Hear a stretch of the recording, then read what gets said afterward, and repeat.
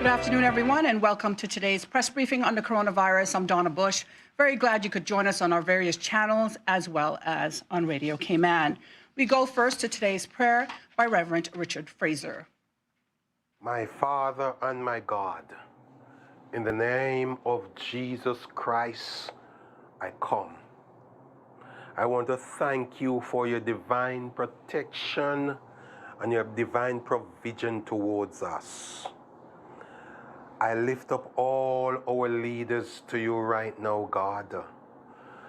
I pray that the spirit of wisdom and the spirit of knowledge and the spirit of understanding continue to rest upon them as they seek to make decisions to guide us through these challenging times.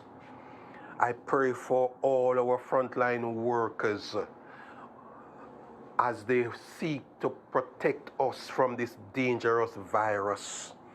I pray that your hand of protection will be upon them and upon their families. I pray for the people of these islands that you will comfort our heart and that we will continue to be receptive and adhere to the directive given by our leaders. God, I pray for the safety of every person in these islands. I pray for the speedy eradication of this dangerous virus, not just from our island, but out of our world. God, we look to you. We thank you for what you have done for these islands so far. And we continue to look to you. And we say thanks in Jesus' name. Amen. And thank you, Reverend Fraser. We now welcome our panelists, His Excellency the Governor, the Honourable Premier, as well as the Honourable Minister of Health. With us in the studio are the Chief Medical Officer, the Forensic DNA Specialist and Quality Manager, Angela Tanzillo-Swartz from the HSA's lab, as well as our Deputy Governor, the Honourable Franz Manderson, the Director of HMCI, and our sign language interpreter. On Zoom, we have members of the media. We go first to Dr. Lee. Good afternoon. I've been advised by my good friend Mark Jordan that I have to give the results out first, so that's what I will do. There are 599 tests to report today, bringing the total number of people who have had tests, the total number of tests we've done in Cayman to 17,276. One of those tests was positive, and it's assumed that this person had a community-acquired COVID-19 disease. The total number of positives across all the islands is 187. The number of 3 being unchanged in Cayman Brac, of course, that is an old figure. The number of symptomatic is 3. The number of asymptomatic is 67. And we have 1 admission to the Health Services Authority as a result of what may well be related to COVID symptoms. 115 have recovered. Of the people in government isolation facilities, there are 96, and in self-isolation at home, 317. Patients seen at the flu clinic on the previous day were 13, and the flu hotline received 19 calls, of which 7 were flu-related. Just a reminder, please, if you have any symptoms which you may think are related to COVID disease, if there's any suspicion, or if you're a doctor reviewing people who may have symptoms related to COVID, please send these people along for testing. Testing is now pretty much straightforward, so I'd encourage people to go for testing to be on the safe side. And this message will continue into the future. Please, if there's any suspicion, isolate yourself, make sure that you're tested and followed up by a health professional. I'm very delighted that Angela from the labs, we've all heard a lot about over the past few months, is here. We all owe her a great debt of thanks, as her normal day job is to work in the forensics laboratory, but because of her skills in relating to PCR testing, she's been able to change that over and do the PCR testing for this human disease. Please will the people who are of the press, please remember that Angela's here to answer any questions should you have any. Thank you, Donna. Okay, Dr. Lee, members of the press have a few questions for you first and then for Angela. We're going to go first to Wendy from CNS. As a matter of fact, I don't see Wendy on here something's happening there. Reshma, we're going to come first to you. Yeah, I'm here. Oh, you are there. Okay. Yeah, Now I see yeah. you. Okay, Wendy, please go ahead. Thanks, Donna. Questions for Dr. Lee. I just want to clarify, first of all, the hospital admission. So there's 3 symptomatic people, and the hospital admission is one of those people. That's correct. Okay, is that somebody from the screening process that has developed symptoms since testing, or was it a person that presented as sick? In fact, this person had been screened, but he's presented as sick subsequently and has had a further test, and that has also been positive as well. Okay, I just wanted to check that because it kind of ties in to one of the questions that I was going to ask you, because these are the kind of things that people are getting very, very interested in. It seems to be a few days, Dr. Lee, since you've said any of the positives were contacts. There were all of these, the last few days have been purely what we presume to be acquired in the community. So what a lot of people are asking is, do we have the figures on how many people that have been asymptomatic, that have tested positive, that have passed the virus to their contacts? So the contacts of the people that have tested positive who are contacts, that's the kind of question that people are asking. Does that make sense? It does make sense. I don't have that figure readily, but in fact, the answer will probably be much better answered when we have the antibody testing. Right. Because we know that a lot of the positives we're getting are relatively weak, which means they currently have a very low viral load, and we don't really know if that viral load is infectious. And in many people, it might not be infectious, but we don't know who it is infectious in and who it isn't infectious in.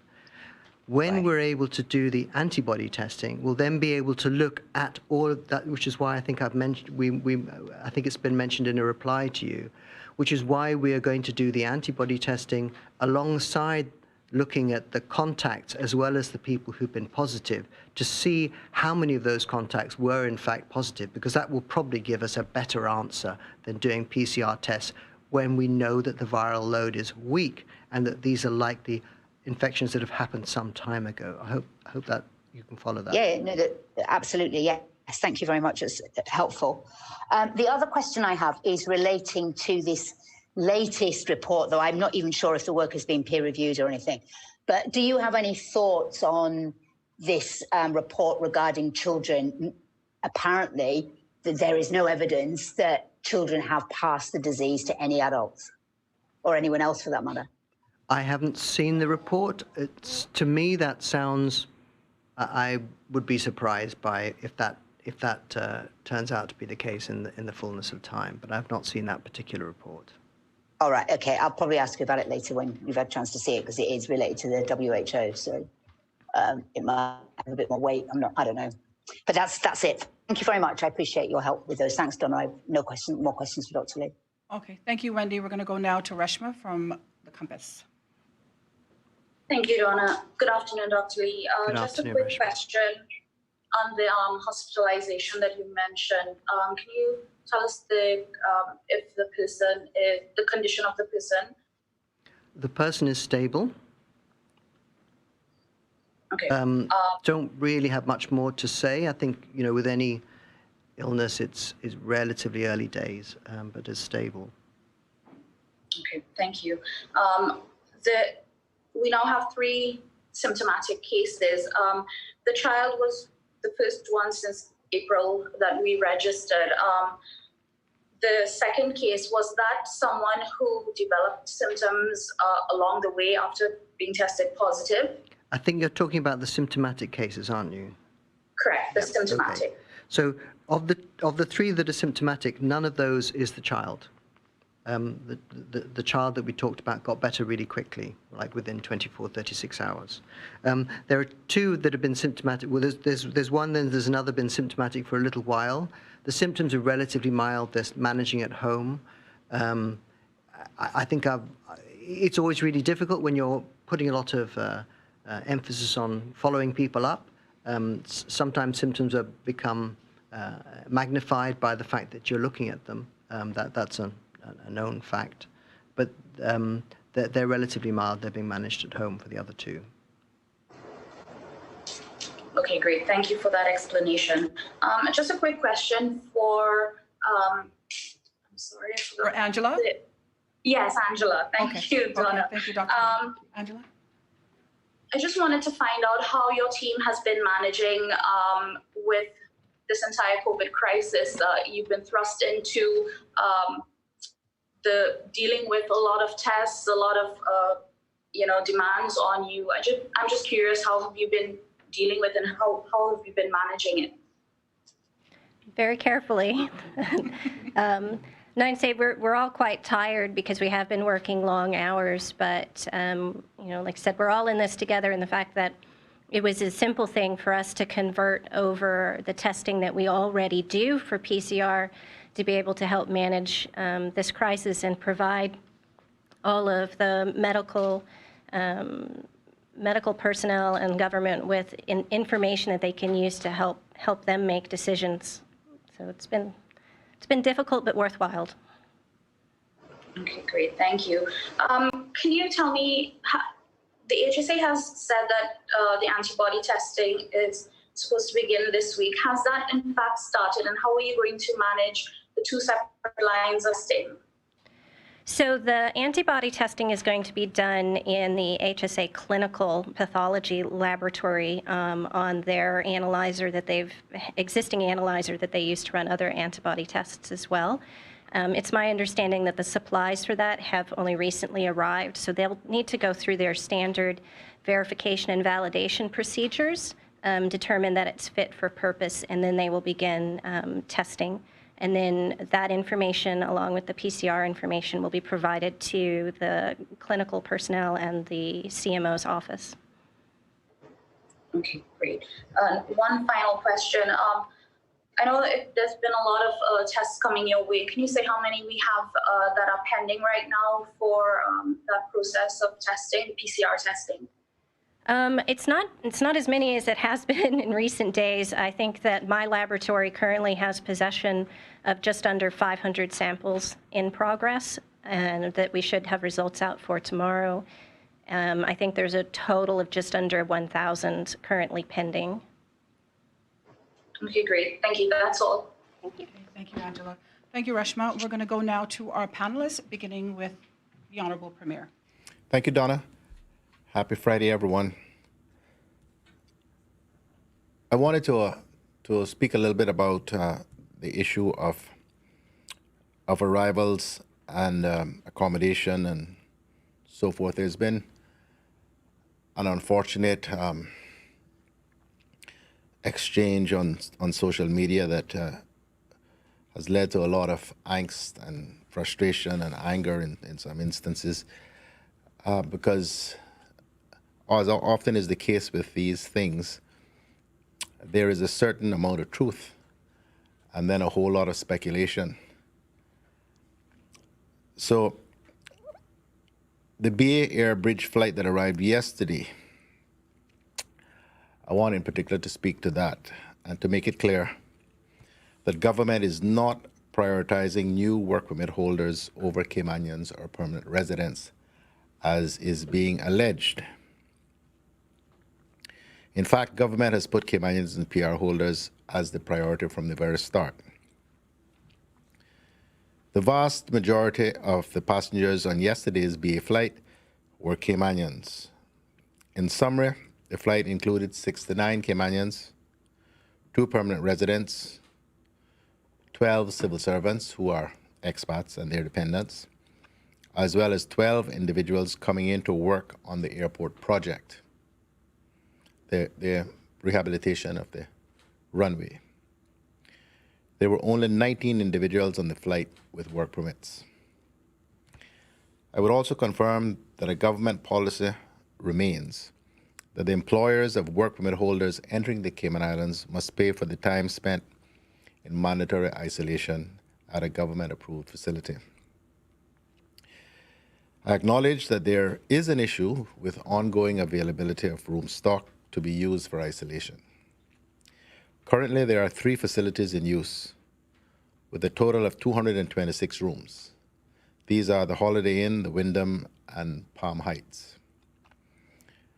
Palm Heights rooms are available for a cost and have been taken up by work permit holders as well as some Caymanians and PR holders who prefer more upscale accommodation.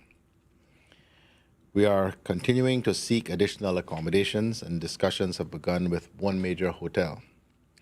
The challenge in finding accommodations is in part because some properties are now gearing up for refurbishment ahead of what they are hoping will be a decent staycation period and then eventual reopening of tourism later this year.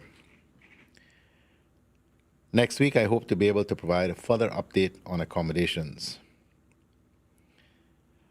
However, before I finish this bit, I know there are some questions with regards to the numbers of Caymanians who are in the U.S. trying to get home. I am currently advised there are 110 Caymanians and 55 PR holders in the U.S. who have registered to come home. There are another 158 Caymanians and PR holders from other places who have also registered to come home. With the responsibility for managing these repatriation flights being turned over to Customs and Border Control, going forward, there will be only one entity with oversight of the process, including looking at the overall requirements for repatriation across all jurisdictions, rather than focusing on a per-flight basis. And we believe this will allow for a more efficient way of linking persons wishing to return with the accommodations that are available.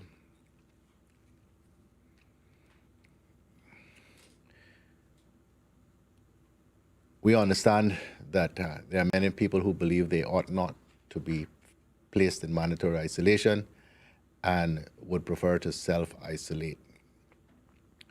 The government's view still is that given the level of infection that there is around generally, particularly in the United States and the United Kingdom, that we cannot run the risk of allowing people to self-isolate. We do not have the means to effectively monitor that they are staying at home.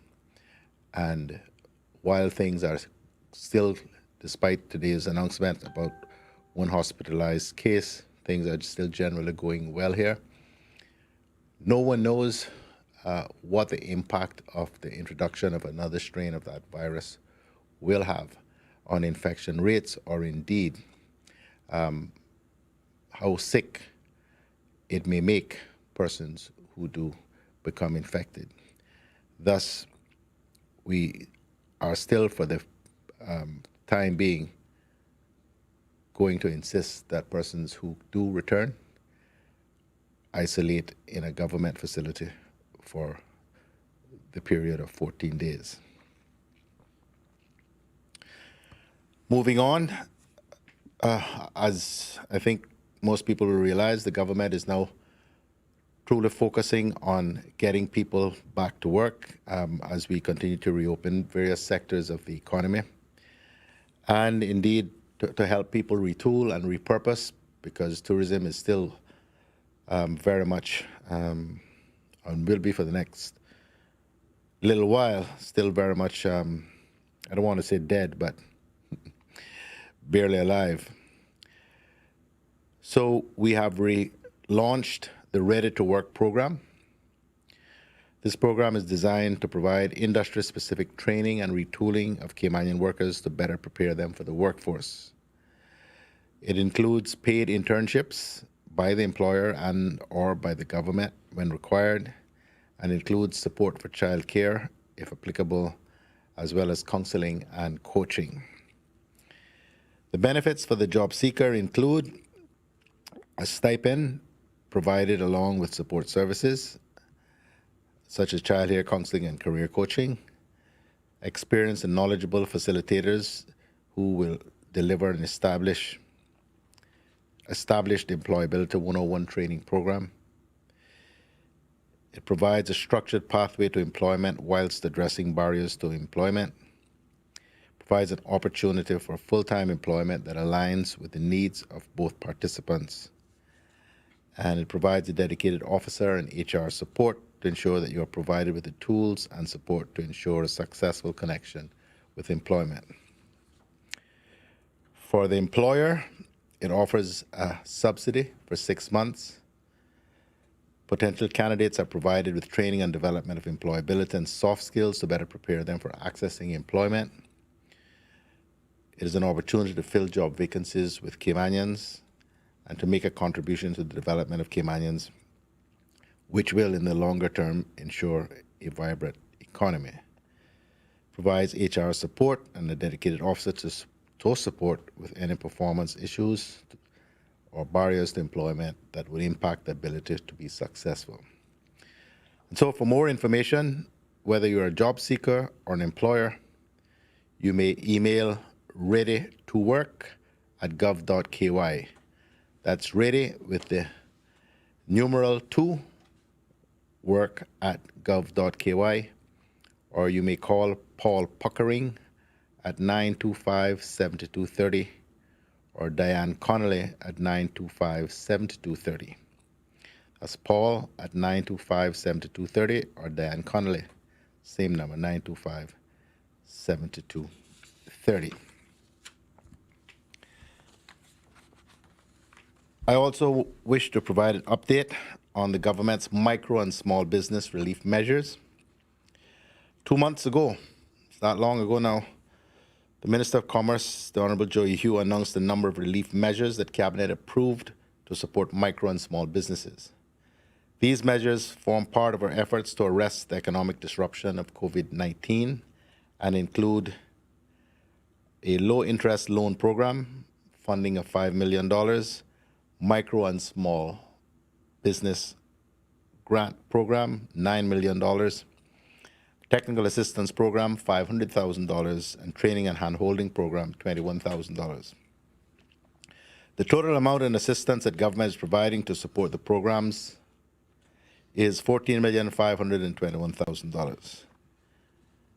The Cayman Islands Center for Business Development, which falls under Minister Hughes' remit, is tasked with administering the various programs. In terms of update, as of June 11th, which was yesterday, 586 applications have been received, and 77% of all applications have so far been processed. The total value of grant applications submitted to be paid out is $759,969.41. 77 businesses have already received full payment of $3,000 each. The low-interest loan program, funding for this program is to be provided by the Cayman Islands Development Bank. 48 applications have been received to date, representing 34% of available funds. And we are really hoping that the Cayman Islands Development Bank will be able to swiftly deal with these applications. We know that there is considerable demand for this funding. The technical assistance program and the training program, contracts have been signed with technical assistants who will provide guidance and coaching. Of the 20 low-interest loan applications for which credit checks have been completed, 16 have been transferred to the technical assistants. 338 persons have participated in 6 training webinars hosted by the Center for Business Development. They have covered relevant topics such as managing cash flow in a crisis, moving your business online, among other areas. I want to encourage micro and business owners to pursue these opportunities, which are available to assist you in navigating these challenging times.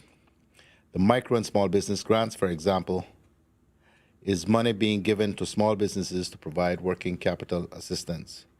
We have worked to make the requirements very simple, so please contact the Center for Business Development to learn more. The hotline is 244-8009, 244-8009. Email cicbd cicbd@gov.ky, cicbd@gov.ky.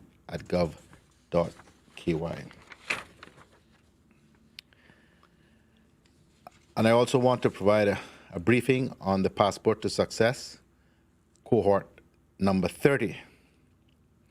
Passport to Success is a 16-week soft skills training program that bridges the gap between high school and the world of work for young people ages 17 to 24. It is managed by the National Training and Development Unit at Work and delivered by the Wellness Center. To date, more than 500 young people have participated in the 10-year-old program. It has serviced a wide spectrum of young people, young parents, young persons with special needs, and young people in their final years of high school who attend during the summer. While it is females who generally attend the program also welcomes young males. Today, Friday, 12th of June, is graduation day for cohort number 30 of the Passport to Success program. This cohort was one of many firsts. Starting on the 28th of January 2020, it was the cohort that, one, experienced the 7.8 magnitude earthquake that rocked the island, heard the announcement of and prepared for the COVID-19 pandemic, sheltered in place and observed the island's quarantine measures put in place for its citizens, the first to be instructed and learn via the Zoom platform, and now the first to graduate via Zoom. The dedication, drive to overcome adversity, openness to change, and determination to complete the program has been exemplary. To them, I say congratulations and best wishes. These 10 young people will be looking for employment opportunities in administration, construction, retail, utility infrastructure, and travel. Hiring these young people will give them the opportunity to apply the skills and knowledge they have learned and grow the local economy. Young persons who wish to participate in the program going forward can do so when the next cohort starts on the 22nd of June. Deadline for applications is the 16th of June. For further information, you may email work.training@gov.ky, worc.training@gov.ky, or call Diane Connolly at 925-7230 or Paul Puckering at 925-5827.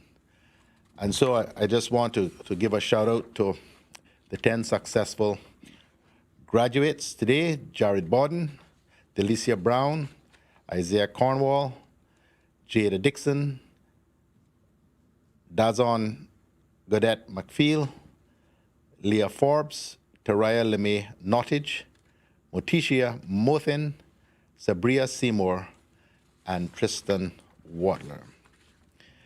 And I'll just conclude my contributions today by 2 birthday shout-outs to Lana Ebanks of Savannah Newlands, whose birthday is today. I won't say how old she is.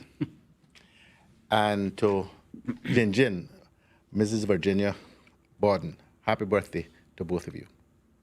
Thank you, Premier McLaughlin. Your Excellency. Yes, thank you. Thank you very much. And yes, good afternoon, everybody.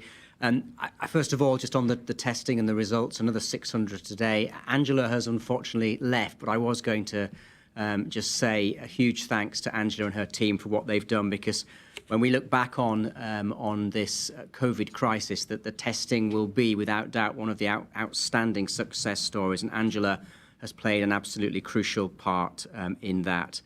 Let me also send my best wishes to the person who has been hospitalised, and we do wish you our very best at this time. So I think with just one positive today, again, our strategy remains on track. I believe, as the Premier indicated on Tuesday, that we remain on track to significantly ease restrictions from the 21st of June, and I know more information will be given on that in due course. But in the meantime, all of us mustn't let our guard down. We do need to keep going with the social distancing, the basic hygiene, and the wearing of masks. Secondly, today, I'm very pleased to announce that the Deputy Governor and his senior leadership team are launching an exciting new initiative called the CIG Cares Community Support Programme. The official launch will be next week, and this is an opportunity for our civil servants who wish to participate in the programme to opt in and support some of our most vulnerable Caymanian community members. The Premier at previous press briefings has noted that the Needs Assessment Unit is seeing unprecedented levels of demand as a result of the economic impacts of COVID-19, currently supporting 3,000 Caymanian families, providing food vouchers, rental assistance, help with utilities and burial assistance. And 60 new applications are being received every day, so there is real pressure on NAU. This new initiative, CIG Cares Community Support Programme, will create an opportunity for the civil service to provide financial support to the NAU's Grocery Voucher Fund, which will help put food on the tables of our most vulnerable Caymanian families and seniors who are clients of the NAU. Civil servants will be able to choose to make a regular monthly donation or a one-time lump sum donation through a simple payroll deduction, however small or large they want to do. But pooling funds in this way will have a very positive impact.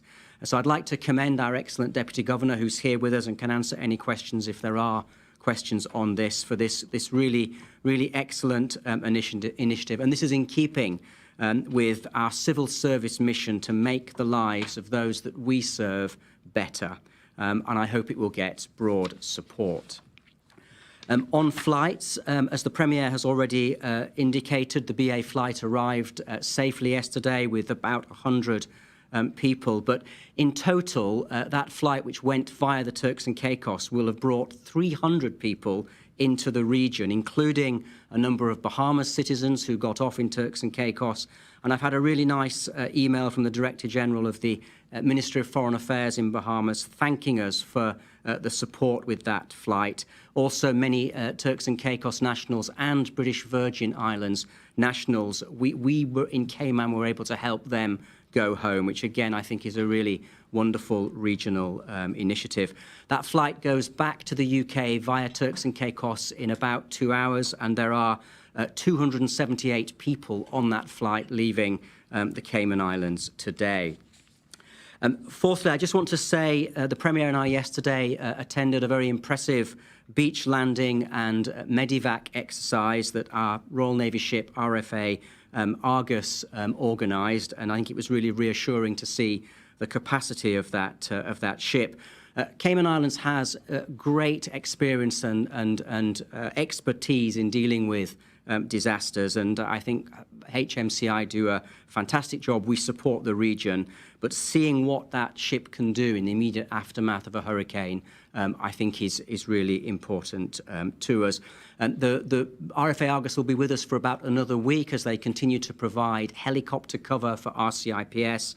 Some of the crew from the ship will be supporting the Botanic Park with some basic infrastructure and engineering tasks, so you may still see them going backwards and forwards to the Botanic Park. Of course, we will be managing the COVID risk very, very carefully. I also just want to note we've had a great reaction to the recruitment exercise for the Cayman Defence Regiment. Over 200 people have already applied to join it. As I've said before, and the Premier and I are united on this and working hand in glove on the regiment, I want this regiment to be predominantly Caymanian, and I encourage as many Caymanians to apply as possible. And I really do believe, I say this again, I think we are building something here which the Cayman Islands can be very proud of. And then finally today, just want to note again that sadly on Monday will be a public holiday for Her Majesty the Queen's birthday, but because of COVID, we won't be able to organise a parade or a reception. I am pleased to say that the Cayman Islands government is rebroadcasting the 1994 royal visit, the TV footage from that visit. That's showing from today until Tuesday the 16th on CIG TV. So I've seen bits of that already, but I'm looking forward to watching that over the weekend. And secondly, on Monday, the Deputy Governor and I will be delivering some Queen's birthday treats to some of our frontline workers. So just to thank those that are working on Monday morning. So I wish everyone a very pleasant public holiday on Monday. Thank you, Donna. Good afternoon, everyone in Grand Cayman, Cayman Brac, Little Cayman, and our Caymanian diaspora listening in. Deputy Governor and Governor, I want to say I will be the first to donate $100 to your fund. And I just want to remind you, though, to deduct it, because I will forget. This is more than the virus now. It's about anxiety, depression, panic attacks. This is a very stressful time. And you know, my interest in mental health and ensuring a place is being built as we speak, so we can have a real program here in Cayman. But it's about getting telemedicine going. It's about ensuring our health insurance policies has enough mental health coverage. And we understand some persons are living in fear. Students are struggling. Parents are struggling. Parents working from home are stressed to the max, as reported, working longer hours than a normal workday. Most parents are struggling to keep up with online schooling, and then they still are expected to pay the tuition in full. No nannies, but everyone is expected to come to work.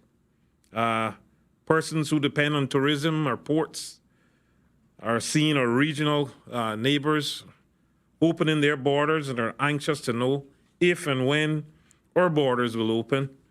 Businesses are stretched, especially the mom and pop operations, and it seems to be no easy way out. We are here with you. As stated, the government understands the concerns out there, and we are busy behind scenes working to try to address. As you heard the Premier mention some of the things that we are doing to try to help with this initiative. Today's scripture reading comes from 1 Peter 2, 1-3. Therefore, rid yourselves of all malice and deceit, hypocrisy, envy, and slander of every kind. Like newborn babies, crave pure spiritual milk, so that you may grow in your salvation, now that you have tasted the Lord is good. I want to shout out today one of my best friends, Miss Reba Dilbert, our costume queen. Happy birthday to you, Miss Reba. Also want to say happy birthday to Shiloh Wright. Hi, Shiloh. I also want to say happy birthday to one of the young Caymanian teachers, Miss Justine Ebanks. Happy birthday to you. Also, happy birthday to Steve Gordon Edwards. Happy birthday to you all. Also want to say happy birthday to young prep school student Esno Sobioto, who, as a 7th grader, released a turtle named Lord of the Reef. Today is your 12th birthday. You're very lucky. Today is your lucky day. You're 12 on the 12th. Happy birthday to you, Esno. And also wanted to say thank you to CIBC, First Caribbean, who donated 40 computers to the Department of Education this week. Thank you so much, CIBC, First Caribbean. Also wanted to shout out Hacha. Get well soon, my brother. Most may remember, but I keep saying COVID-19 should have taught us a thing or two, and we should have learned about traffic, working from home. At the same time, I make no reservations in saying that we have to take this opportunity to retool, retrain, and to ensure every Caymanian who wants to work should get an opportunity to do so in whatever void has been left by COVID. And those industries that have been hit the hardest need to publicly display their efforts to train our people. It's no excuse about not having enough time to train. They will have at least 6 months to do so. Companies should be flagged for cooperation or non-cooperation, and it shouldn't be surprising if your quest to import staff is frowned upon. Benjamin Franklin said this quote, "Tell me and I forget. Teach me and I remember. Involve me and I learn." I see Dr. Lee come to the podium, and if Dr. Lee knows the amount of paper that I have here, I will yield and allow Dr. Lee to go ahead, your most important work. Dr. Lee. Thank you, sir. Not very much to add. It's just a couple of things. Just that my maths was incorrect. I apologize. I don't know where that comes from. I hate my maths to be incorrect. But the total tests today are now 17,227, but there were 599 done yesterday. And as I have the floor, just I noted, and thank you for somebody pointing it out to me, that the Health Services Authority is recalling all its metformin extended release tablets. This is the most common, metformin is the most commonly used drug around the world to treat type 2 diabetes. So there will be probably thousands of people on the island using metformin. But do please bear in mind that this is the extended release formula that's being withdrawn, not the ordinary release metformin. Please discuss this matter with your local pharmacist, who will be able to make arrangements to switch you over to whatever's suitable for your particular condition. Thank you. Thank you, Dr. Lee. Yes, thank you. I just wanted to say that Sunday, June 14th, Cayman Islands will join countries around the world to celebrate Blood Donors Day, a day that serves to raise awareness of the need for safe blood and blood products, and to thank blood donors for their life-saving gifts of blood. I've received some outstanding statistics from the blood bank today that I'd like to share with you all. Data from the blood bank shows that 69 units of blood were collected in March, 151 units in April, 160 in May, totaling an amount of 380 units. Also, there were 11 new donors in March, 87 in April, and 96 in May, totaling the amount of 194 new donors. According to Judith Clark, the manager of the blood bank, these numbers are extraordinary and surpass the number of donors, new donors we have had around the same period last year. I want to commend those of you that have taken the time to contribute to these numbers. Your actions is a true example of what it means to be Caymankind. I also implore our regular donors to continue to donate and potential donors to reach out to our blood bank. They are now located at the Red Cross on Huldah Avenue, across from the cricket grounds in Georgetown, and they are particularly low on the O positive and O negative blood types at this time. Blood is an important resource, both for planned treatments and urgent interventions. It can also help patients suffering from life-threatening conditions live longer and with a higher quality of life, and supports complex medical and surgical procedures. It is also vital for treating the wounded during emergencies of all kinds, natural disasters, accidents, armed conflicts, and more, and has an essential life-saving role in maternal and paternal care. For more information and to book an appointment, please visit www.bloodbank.ky or call 244-2674. On another note, I hope you all were able to watch the Mental Health Symposium. I trust that you found it interesting and helpful. If you've missed it, don't worry. We're sharing the link on our social media channels, and you can also go to the CIG TV YouTube channel and watch it there. In thinking about mental health, I keep hearing discussions around insomnia, strange dreams, and nightmares. The coronavirus seems to have given the world a sleeping problem, by many having to adjust to several drastic changes in a quick manner. So it's understandable that our sleep is being disrupted. There are so many things that keep us up at night: social distancing from loved ones, school closures. For some of us, it's working non-stop hours from home. For others, it's not being able to work at all. Or from our brave essential staff, it is having to risk themselves and their families every day to go to work for the rest of us. As we continue to adjust, we must stay as physically and mentally healthy as possible. Sleep plays a big part in this, as sleeping well offers many health benefits. The National Sleep Foundation in the U.S. offers some great tips in maintaining a good night's rest during the COVID-19 pandemic.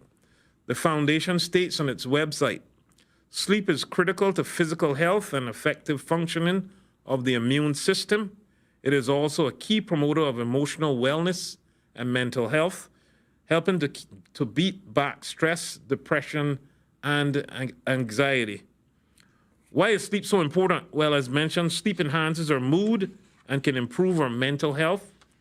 It also allows for a more effective immune system, strengthening the body's defenses. But sleep also heightens brain function for children and adults. Rest supports a clearer memory, complex thoughts, heightened learning, and leads to better decision making. But on the other side of the coin, too much sleep can make people feel irritable, groggy, and cause a lack of focus. So we are encouraging you to strive for a balance and set sleep goals. Routines can help create a sense of normalcy. Try stretching, yoga, meditation, calming music, and quiet reading to help develop a routine. Try to schedule going to bed at the same time every night and waking up at the same time every morning. And set a routine for getting ready in the morning as well. For example, showering and getting dressed even if you aren't leaving the house. Try not to do any work in your bed. Leave the bed for sleeping and the desk for working. During the night, if you find that you're having a hard time staying asleep, get up and do something relaxing in very low light. Returning to bed and try again to fall asleep. Turn off the lights, devices, and the television, as blue light produced by electronic devices has been found to disturb the body's natural sleep-promoting processes. It's of course better to stay active, as Dr. Lee has preached to us throughout this crisis. So plan a time to move around each day, as regular activity has several important benefits, including better sleep. I would like to remind everyone to visit the wellness page, which has so many useful tips and resources at www.exploregov.ky/MIND. However, if you are still having significant sleeping problems after employing these tips, I would encourage you to get in touch with your doctor. On a happy note, I would like to give you an update on the musician stipends being handled by my ministry. I am pleased to report that a total of 149 completed applications were approved for these stipends. 54 payments went out early this week. Another batch of 84 are in process today, and a further batch of 11 persons for next week. My ministry is contacting all persons as payments are available. The government is pleased to have been able to assist these persons who have had their incomes and lives severely disrupted by the COVID-19 pandemic with these stipends of $1,000 each. I wish to thank persons at my ministry, the Acting Chief Officer, Nellie Pucci, Ms. Sharon Roberts, and Natasha. I'd like to thank them for getting these payments processed.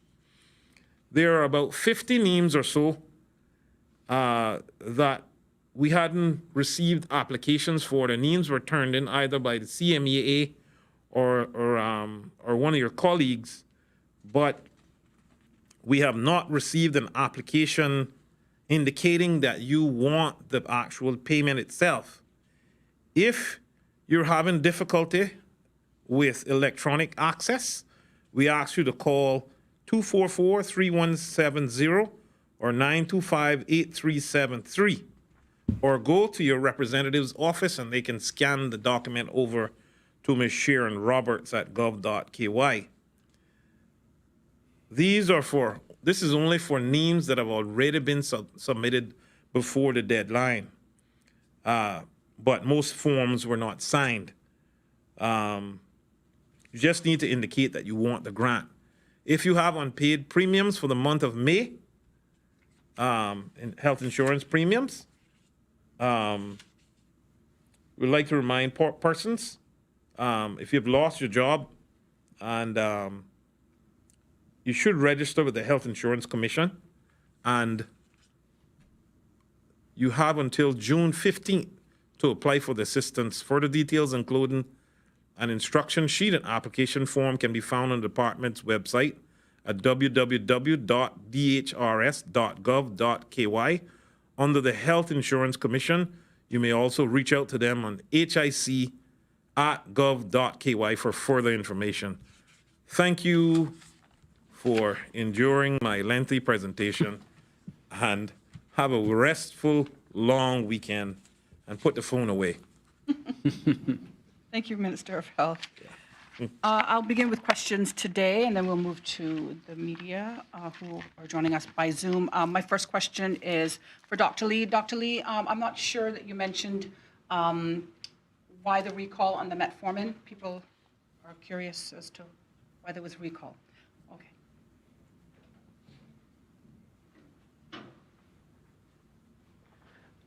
Hi, Donna. I'm sorry I'm not privy to that information. Oh, I've got my mask on still. So, We did wonder why you put it on. so I apologize. I don't have that information. I would imagine that there is a contact given on the HSA's press release to have more information, or your pharmacist, I'm sure, will be able to find that out for you. I apologize for that. Okay, no worries. Thank you very much. My next question is for the Honorable Deputy Governor, Franz Manderson, who's joined us here today. His Excellency talked about the program or the project earlier where civil servants are being asked to assist in helping NAU with those in need. How was that idea born? Where did that all come from? Thank you, Donna. Over the last few weeks, I've had so many civil servants reach out to me and state their appreciation for having a job, that their salaries have remained intact, but they care, and they wanted to know how they could give back to the community. You know, joining the civil service gives you this fantastic opportunity to make people's lives better in a very meaningful way. And they wanted to give back. I talked to the chief officer for the Ministry of Community Affairs, and she actually said, I have a program at NAU that would be most beneficial if civil servants would be willing to give up a small portion of their salary to help. As the Premier has said, and we all know, there has been a huge number of persons, a huge increase of persons going to the NAU, and we want to make sure that no one in this beloved Cayman Islands goes hungry. So the civil service across has been very supportive. I've talked to our senior team, I've talked to our heads of departments today, and everyone thinks it was a really great idea if we were to launch this initiative. So I'm really proud, and I know that we will get lots of support across the civil service for this program. Okay, thank you very much, Deputy Governor. I have a question for Minister of Health. Monday is a holiday, June 15th. So is a deadline extended to maybe Tuesday for health insurance? Those who are interested in For Monday is a holiday. the musicians grant, for the health insurance. Yes. It's normally, I mean, it can be emailed in. Okay. So, I mean, they can email by it on Monday. Monday. Okay. We wouldn't refuse it if it came in on Tuesday. Okay. Yeah. Thank you very much. I have a few more questions. Premier McLaughlin, earlier you mentioned something about staycations, which you're probably very much aware that staycations are being advertised by hotels and some local condos, even going as far as to giving dates that staycations will begin. Do you have anything to say in regards to persons advertising specific dates when the dates haven't been announced yet? Well, they obviously know more than I do, because we're still working on those things. So I think they're taking a shot in the dark. Maybe it's not real in the dark. They're watching the logical way in which we're going about the reopening process. But yes, we do hope to get to staycations fairly soon, but we haven't settled the date yet. Okay, thank you very much. Also, just for clarity, as I know you've addressed this several times as well, Premier McLaughlin, are persons allowed to use their boats for pleasure in Grand Cayman? Under the current regs, no, just for fishing. Okay, and that of course includes jet skis, all of those motorized pleasure vessels. Unless somehow a jet ski becomes a fishing vessel. Thank you very much for that.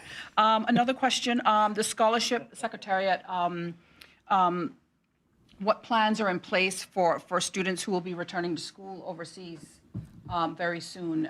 Any word from the powers that be as far as kids who are going to be attending school overseas, university that will be going back for the summer? Is this on flights or? Could be on flights, yeah, as well as. I would say there's a whole lot of. I mean, what is the issue? What is the question? The question is what plans are in place for kids to go back to school. Some questions related to their scholarship secretariat and their scholarships, that sort of stuff. Them wanting to find out if their scholarships will be paid up to date before they leave. Flights. I would need specific questions to be able to answer. I don't have that vast amount of information in my head. If the question is whether or not their scholarship money is going to be paid, the answer to that is yes. I can answer that categorically. Whether they go back to school, again, the scholarship secretary doesn't make arrangements for flights. That's the personal responsibility of the student themselves. So I mean, I don't know how else I can help, really. That's no. I think on flights, let me just say that a lot of people have been in touch about flights to the UK, and we are looking at 2 BA flights, probably end of July and 2 or 3 weeks later in August. And then there is a separate exercise which the Premier's Ministry is leading on for people who want to go to the US and Canada, and names are being collected. So work is in hand, and we're very aware of people's needs. Okay, thank you very much. All right, so we're going to go to Wendy at CNS. Wendy, please go ahead with your questions. Thanks, Donna. My first question is for the Premier, and it's regarding what he just said about the small businesses. It seems to me that the number he gave for people applying for loans seemed to be pretty low.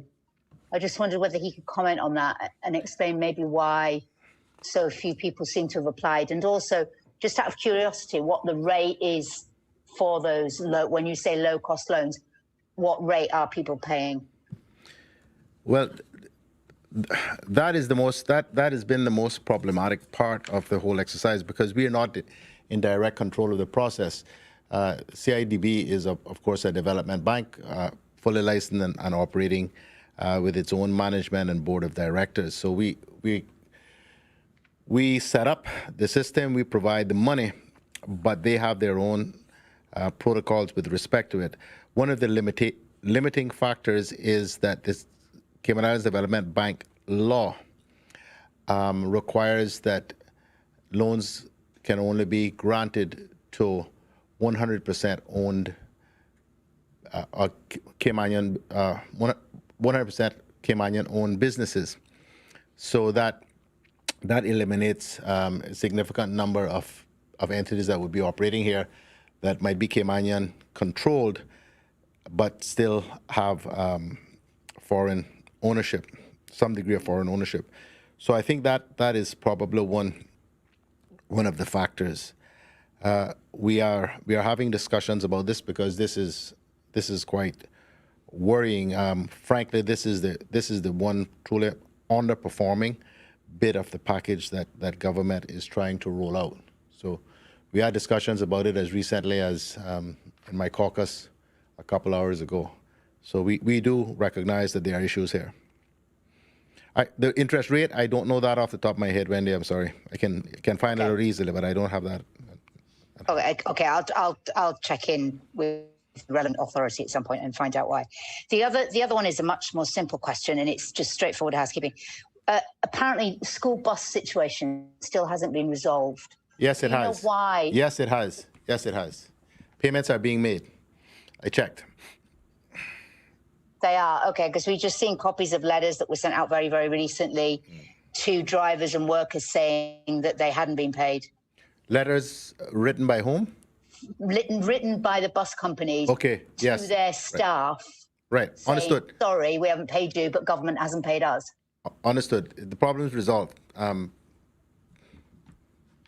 happy to say that. Okay, fine. And the other question, still in education, I don't know how much government has digested the report that came out from the inspectors yesterday or the day before. and I know that you're not necessarily going to want to go into great detail about it, but one of the things that I was hoping that you might be able to answer is that one of the recommendations, obviously, is that education is going to need a lot more funding, and what policies you think are going to be able to be the most effective in terms of catch-up, because that's obviously one of the things that the inspectors have pointed out, is that the kids are going to need, many children are going to need a lot of assistance with catch-up. So are we looking at extending the school day? Are we looking at extending the school years for the next 2 years as suggested? Like, can you give us any idea of what government's taking on board from that report and the funding? When I've only had a chance to take a preliminary look at it, and we sort of referred to it in caucus this morning and early afternoon, but we have not had a chance to use your word, to digest it yet, or to look at the recommendations, or indeed to have discussions with the technical staff about how best to go about addressing what all of us recognize is a problem, or are problems, I should say, going forward. It is going to be a challenging next school year, without a question. But if you give us a little chance to digest it, we'll come back to you. I'll bring the question up again next week. Yeah. Thank you. That's all for me for the minute, Donna. Thank you. Okay, thanks, Wendy. We're going to go now to Reshma from the Compass. Thank you, Donna.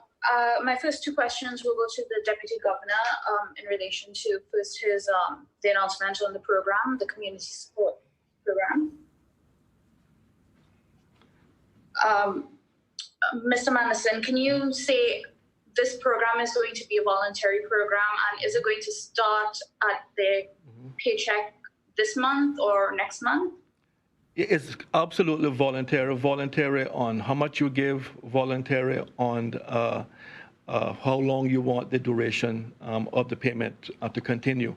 And our plan is to have it initially for the NAU, but maybe if this is something that really takes off and does very well, we could expand it to other charges as well. But our hearts and minds right now are with those at the NAU. Our staff there has been doing a really wonderful job meeting the demands, and we want to be there with them and help them do their jobs a bit better by having some additional funds to give out. Sorry, what was the other part of your question? I'm sorry, the second part is if it's going to start at this month's payroll or next month's payroll. Right, so we want to spend about a week or two doing some promotions around it to make sure that all civil servants are aware. As you know, some people are working remotely and some persons don't have access to fill out forms and all those things. So we want to give it about a week or two to get around the civil service, get our civil servants back in office, and then we will be able to introduce this. So I would think probably not this payroll, but the following. Okay, great. Also, as you touched on it with the returning to work, you would have met with your chief officers and heads of departments today to discuss that, the way forward. Can you provide us with any update on the plan for civil servants and returning to duties? Yeah, absolutely. So first of all, let me just say it is not return to work, because we've been working all along. So it's return to the office. Yes, I've been corrected on that myself. So we have really been working very hard at home and on the streets and everywhere to try to keep our people safe. It has gone exceptionally well. Everyone, I think, is keen to work again with their colleagues and to be in the office. But we understand, and they understand, that our safety of our staff, the safety of our customers must be paramount. So the plans that we have call for a phased reopening. We want to make sure that when the government announces its next reopening phase, that the civil service can immediately respond to make sure that we're providing 100% of our services, but that doesn't mean that we will have 100% of our staff here in the building or here at any government department. If they can continue to provide the services at a very, very high level from home, then continue to do so. If you have to be here, then yes, come to work. We will provide you with the necessary PPE equipment. We will provide social distancing, hand sanitizers, everything that we can to keep you, our civil servants, and the customers safe. So we have a good plan. Our facilities management has done a lot of work preparing the government administration building for staff to return, and we just want to keep the lines of communication open. Obviously, a lot of persons are concerned about childcare. What happens if they're required to come to work, but they have their children are not yet being able to have someone to come and take care of them. So we're looking at that as to how, what we can do to address those concerns. But we're not going to force our civil servants to come to work and leave their children at home. So we've been working now for a while through these issues, and I think we have a really good plan that everyone understands and appreciates. Okay, thank you for that. Do you have a tentative date set yet, or you haven't gotten to that stage? Well, a lot of that depends on the elected government. If the Premier gives the signal next week that we're entering a new phase on the 22nd or 23rd or 21st, we'll be ready. All right, great, thank you. I guess that should be a good platform to jump off on to ask the Premier if we are in fact moving to another phase starting next week on the 22nd. Are we in a position to say that yet?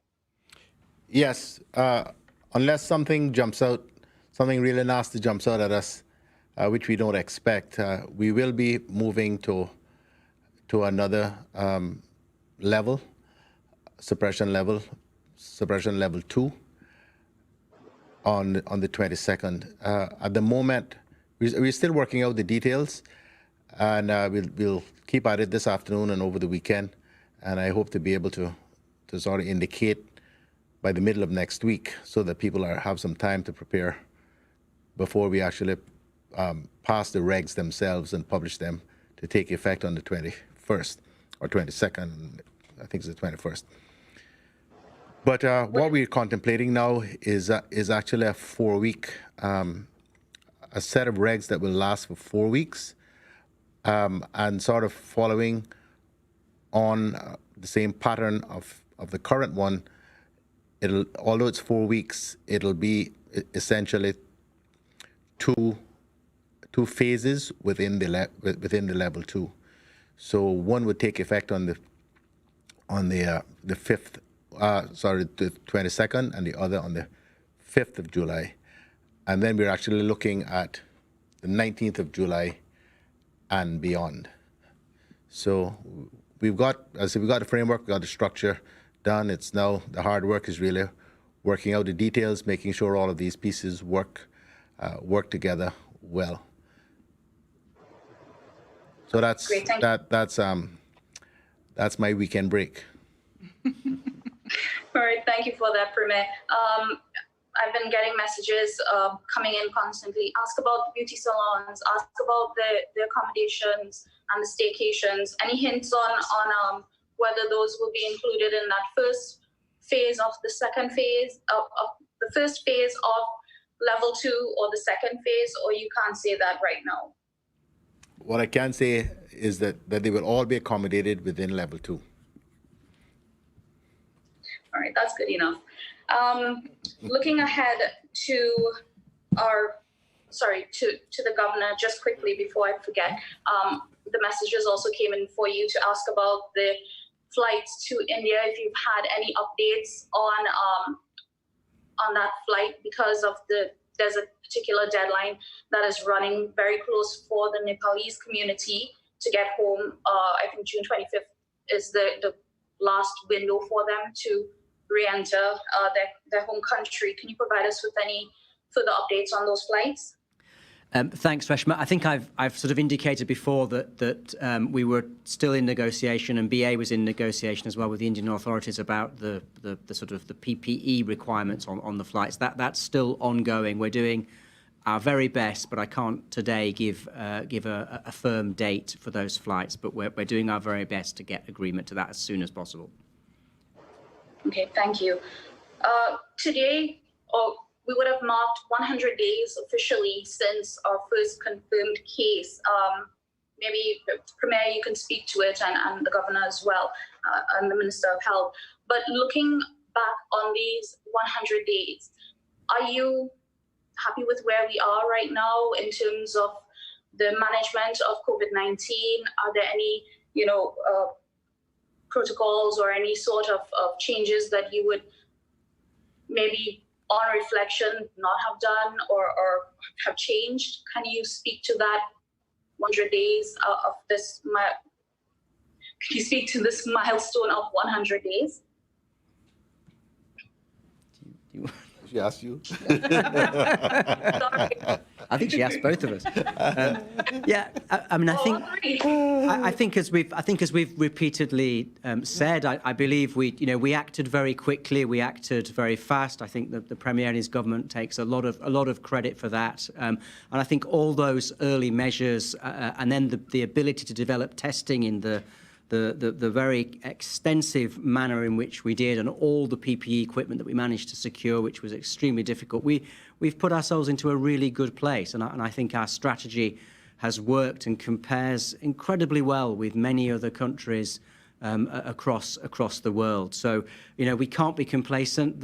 As we know today, we have a person in hospital, so the virus is still out there. But I believe that we've put ourselves in the very best position to be able to open up as much of the local economy as possible. And the challenge that remains is the border, and everyone is working really hard to work out what we can do about that, but nobody really has any answers out there as of today. Premier agrees with every word. Absolutely. I endorse every word. The flip has the switch. There's a flip of the switch. Usually it's the governor says it the other way around, right? Quickly though, and this question came in, I know Premier touched on this in terms of the isolation facilities and the mandatory requirement for everyone to be isolated at the government isolation facilities. But a question came in asking if government would consider, say, options like ankle bracelets or GPS tracking for people returning so that they can isolate at home, and that way you can have that assurance of monitoring the movements of individuals who return. I believe it's one of the practices that is being used in Hong Kong as well. Is this something that you may be willing to do at some point or have under consideration? Well, I don't know how effectively it's been used in Hong Kong, but it requires technology and platforms and infrastructure and people to monitor it, none of which we currently have. So we would have to we would have to gear up in that sort of way. I see Danny come to the podium. Maybe she's got some news that I don't know about. Thank you, Reshma, for the question. Not so much news, but again, a lot of research has gone into all the different methods. We've had a lot of the NEAC counterparts researching everything from ankle bracelets to the apps to pretty much any possible way of monitoring this. We've also had a mechanism in place to, make regular checks, phone calls, and so forth. But again, at this time, the quarantine facilities, the mandatory quarantine facilities is the policy. And again, we'll have to just carry on looking at different methods. But at this time, we think that's the appropriate method for the current time. Okay, great. Thank you. Believe you me, Danny. Reshma, if we could find another more effective way, we'd be more than happy to adopt it. This is expensive, time-consuming, frustrating for everybody involved. But self-isolation just doesn't work anywhere else in the world. If people come back here and are asymptomatic, they don't even know if they have the virus or not, because, of course, we don't do the test until at the end. Chances are they're going to say, I'm perfectly fine, man.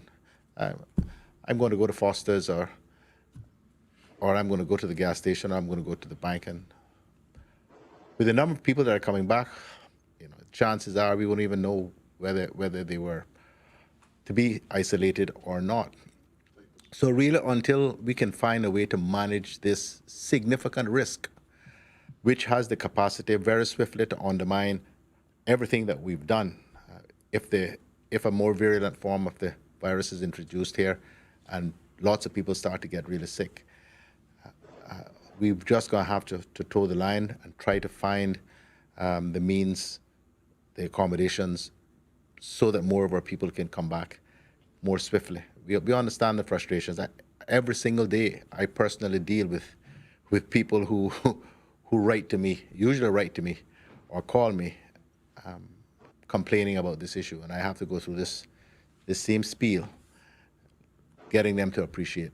And of course, we're getting increased pressure too from people who have homes here, who are not permanent residents in the true sense, but who have second homes here and who want to come and spend time, but they don't want to come and spend 2 weeks in the Holiday Inn at the government's I can't even say expense because they'd have to pay for it too, but at the government's pleasure before they actually are allowed to go through their $3 million condo. So it's, believe you me, we understand all of the issues. We're dealing with all of them, but we just can't so far find a more satisfactory way of significantly reducing the risk of the reintroduction of the virus here. Okay, thank you, Premier. That's it from me for today. Okay, Reshma, thank you. We're going to go back to Wendy at CNS for a quick question for the Honourable Deputy Governor, and then we're going to move. Thank you, Donna. Appreciate that. Yeah, no worries. Wendy, please. Am I able? Yeah, thank you. I'm able to ask. Deputy Governor, I just wanted to follow up quickly on what you were speaking about earlier, which is civil servants still working from home. From a long-term perspective, has it given you comfort that in actual fact this could now be a much more permanent policy for the civil service, given how much of an impact it would make on traffic and things like that, and people's sort of work-life balance issues? Are you considering making the option of working from home for civil servants that can a more permanent solution? Absolutely, Wendy. There's always a silver lining in a crisis like this, and we have learned so much about what we can do at home. It has, some of the transitions has been seamless. I have a PA who has been at home throughout this pandemic, but I have had all of my meetings arranged, all of my emails answered. Everything that I would have asked her to do in the office has been done from home. Now, I don't want her to get the impression that I'm saying she can stay home forever. But the only thing that I really had to do is go to the photocopy machine and get my papers. Otherwise, everything has really been done very well. I never would have believed that that was possible, but not having someone sitting next to me dealing with all of the various issues that I deal with on a daily basis. I've seen work permits being processed from home, planning applications being processed from home, all sorts of different applications, naturalization applications. I've been swearing in new citizens by Zoom. None of those things we would have thought was possible a few months ago. So yes, this has fundamentally changed the way in which we will operate as a civil service, and it'll make us much better. Okay, great. Thank you very much. It's good to hear that. Thank you. Yeah. Okay, thank you, Wendy. Thank you, Deputy Governor. We're going to go now to Ralph from Canadian Times. Questions for the panel. Ralph, please go ahead. Yes, good afternoon. Good afternoon, gentlemen, and thank you for your presentations. It's a good thing when you wait for the ladies to go first, all the questions get answered. I have one quick question for the governor. Governor, I applaud the initiative to establish the regiment. I know this is very close to your heart, and you've made some quotes regarding this new regiment program. What is the maximum amount of soldiers that you're hoping to recruit, or how large do you envision this unit becoming? And well, they're not soldiers; they're part-time reservists. Sorry. So I think we're looking certainly by the end of August to have about 60 people in total. And then that means we'll have some people ready with sort of basic training for the peak of the hurricane season, because it's aimed to support our resilience in disaster preparedness. And then how it develops from there is something which is still under discussion, remains very much something that the Premier and the government will have their view on as well. But that's why I think this is an exciting possibility, because the direction it takes is up to us to design and to work out, and it can do pretty much what we want it to do. But we have to get it started and get it established, and then work it out from there.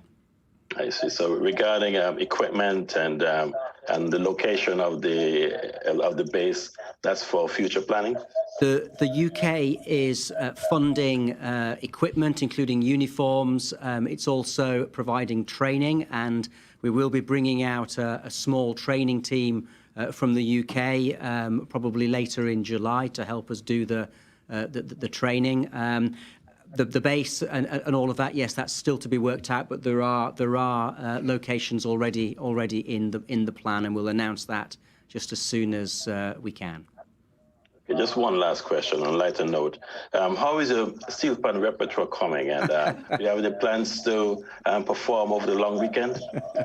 I like to practice every day, very briefly, just to keep my skills from going rusty. But as I've said before, I only have 3 tunes, but I am working on a 4th. But I won't tell you what that is. But it might take me quite a bit longer before you hear it. Okay, I'm trying to learn pan myself. So I had a discussion with Earl up here, and he's given me a number of tunes. So maybe joining you one of these days. Thank you very much. That's all for me, Donna. Thank you very much, Ralph. Any final words from the panel? Yeah, just to say happy birthday to Pamela Small. Also, want to thank Davenport for the computers they donated to the government. I have 2 birthdays as well. These keep coming in as we sit here, right? So Yeah. to my old friend Floyd Borden, I won't tell you who has told me to wish you happy birthday, but happy birthday, Floyd. And to my good friend Sabrina Turner, happy birthday. Although I've sent you private greetings already, I am being asked to do so by the Red Bay and Prospect Community Group Executive. So happy birthday, Sabrina. Happy birthday to everyone that's celebrating a birthday. Of course, thank you to the public for joining us for today's press briefing, and of course to the panel for bringing us up to date on everything. A reminder to go online to gov.ky/coronavirus for answers to your questions.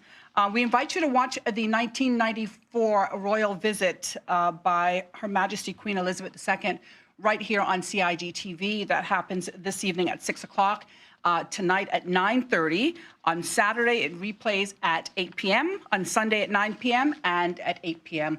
on the holiday Monday as well. We hope that you will join us next Tuesday for the latest press briefing. Until then, have a safe and wonderful holiday Monday. For those of you watching via television, please join us now for a look at regional and world statistics.